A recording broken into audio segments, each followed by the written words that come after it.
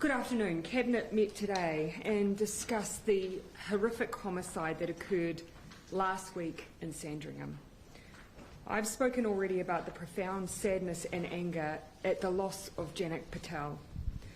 I want to thank the police for their speedy investigation and apprehension of 3 individuals aged 32, 46 and 36 connected to the robbery and murder.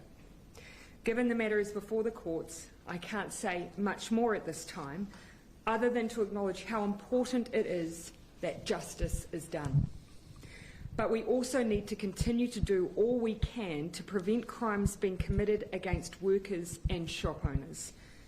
In 2018, we stepped up our investment in aggravated robbery prevention initiatives, which resulted in the rollout of over 1,000 fog cannons. Previously, the initiative set up by the last government, following an increase in aggravated robberies in 2016, had a much more narrow scope. We know these installations have made a difference. But in that time, we've now seen ram raids increase.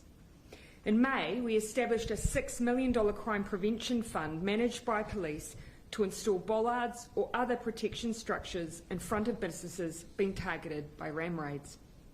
More than 100 shops have had installations approved, with 431 security measures underway, including 93 fog cannons, 78 security sirens, 57 alarms, 63 CCTV systems, 43 sets of bollards and 36 roller doors.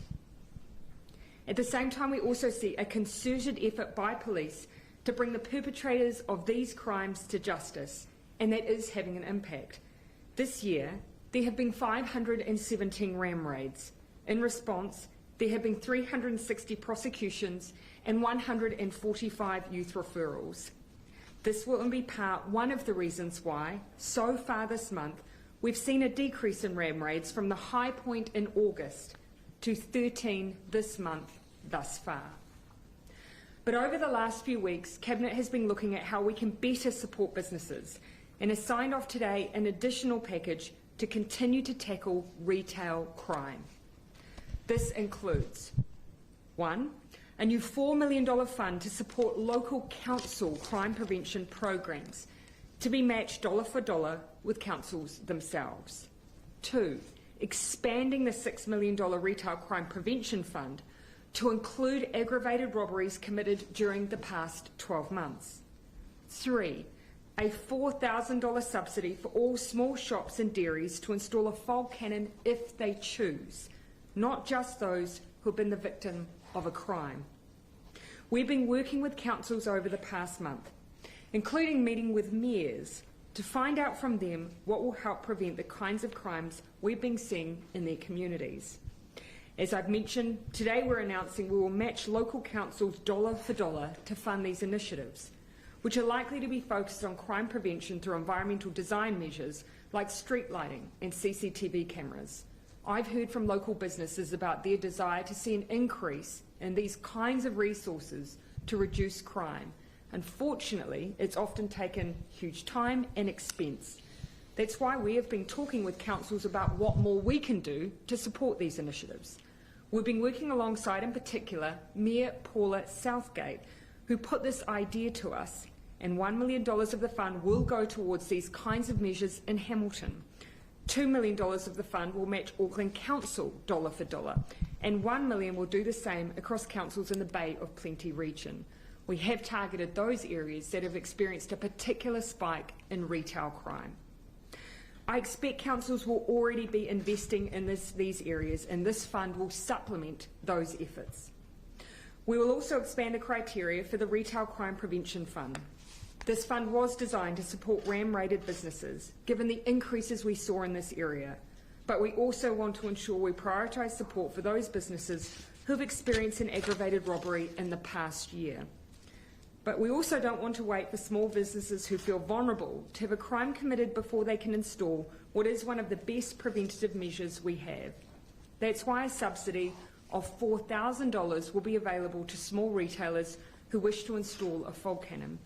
They'll be able to go through an authorised supplier list, meaning they'll not have to pay for the full cost up front. Further details around the parameters of this program will be provided over the coming week. This will be the first time the Fog Cannon and Ram Raid funds have operated at the same time. We are aware of supply chain issues, but despite that, I'm advised that police are being successful in ordering an extra 455 Fog Cannons, which are expected to arrive before Christmas. This adds to the 270 that are currently in the country and have been allocated to affected shops. We're advised that these constraints are in part due to the global demand for Fog Cannons. It appears that New Zealand is not alone in the current experience we are having. Finally, we also continue with the work we are doing with young offenders and their families. Evidence shows that what we are doing is working, with around half of the most serious and repeat young offenders that were identified and targeted through the Better Pathways package now back in education or training. Reoffending amongst this cohort has also reduced. As ministers, we've also gone over all the tools available to deal with young offenders in these areas. There are many, including the use of the courts. We're concerned by reports that not all of these tools are being accessed where the public might expect, and continue to actively look at ways to resolve this issue. To conclude, the extra initiatives we're announcing today make up the most significant crime prevention financial package in recent memory. But one of the most important things we can also do is to continue to support the police. We've grown our police force to its largest level in our country's history, with over 1,600 police over and above attrition, added since 2017, a turnaround from the declining numbers we inherited.